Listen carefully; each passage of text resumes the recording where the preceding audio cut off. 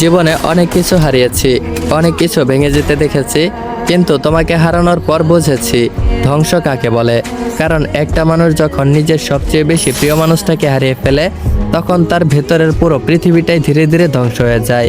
আজ যদি আমার জীবনের শেষ দিন হতো, যদি শেষবারের মতো তোমার কথা ভাবার সুযোগ পেতাম, তাহলে কোনো অভিযোগ করতাম না। তোমাকে কেন হারালাম, কেন তুমি বদলে গেলে, কেন আমার ভালোবাসা তোমার কাছে মূল্য পেল না, এসবের কোনো হিসাব চাইতাম না। আমি শুধু একবার তোমার সামনে দাঁড়িয়ে বলতে চাইতাম, দেখো আমি এখনো তোমাকে ভালোবাসি।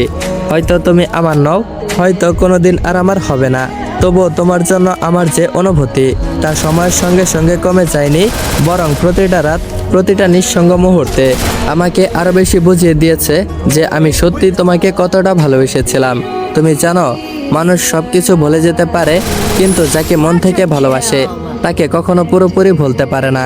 তুমি আমার জীবনের শেষ অধ্যায়, যেটা শেষ হয়ে গেছে, কিন্তু স্মৃতিগুলো আজও প্রতিটা নিঃশ্বাসে বেঁচে আছে। যদি কোনোদিন আমার চারপাশে সব কিছু ভেঙে পড়ে, যদি স্বপ্নগুলো ছাই হয়ে যায়, যদি জীবনের শেষ আলোটুকু নিভে আসে, তবুও আমার হৃদয়ে একটা অনুভূতি বেঁচে থাকবে। সেই অনুভূতির নাম তুমি। ধ্বংসের শেষ মুহূর্তে এসেও আমি তোমাকে বলতে চাই, তুমি আমার সবচেয়ে বেশি সুন্দর না পাওয়া, তুমি আমার সবচেয়ে বেশি প্রিয় কষ্ট, আর তুমি আমার জীবনের শেষ ভালোবাসা। পৃথিবীর সব কিছু শেষ হয়ে যেতে পারে, কিন্তু তোমার জন্য আমার ভালোবাসাটা, সেটা কখনোই শেষ হবে না। কারণ এই ভালোবাসা পাওয়ার জন্য ছিল না, এই ভালোবাসা ছিল শুধু তোমাকে ভালোবেসে যাওয়ার জন্য। তাই জীবনের শেষ প্রহরে, শেষ নিঃশ্বাসের আগে আমার ঠোঁট দুটো একটা কথাই বলবে, আমি শুধু তোমাকেই ভালোবাসি।